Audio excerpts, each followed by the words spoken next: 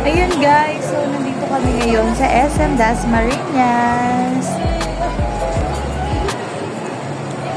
Ang agenda talaga namin is magbabayad kami ng bills. So bills like yung aming housing loan and yung aming water bill.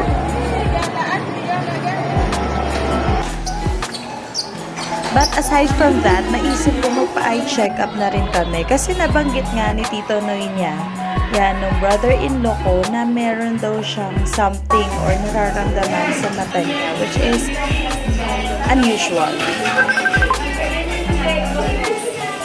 Then, after that, binigyan namin ng konting treat si AJ. So, nag-play siya again ng 1 hour sa isang indoor playground dito rin sa SM Dasmariñas. Natuwa ako kasi nakita niyo naman sa video na ayan, nakikipag-play siya sa other kids. Hinintay ko lang si Tito Noy na bumalik kasi inutusan ko siya bumili ng merienda namin.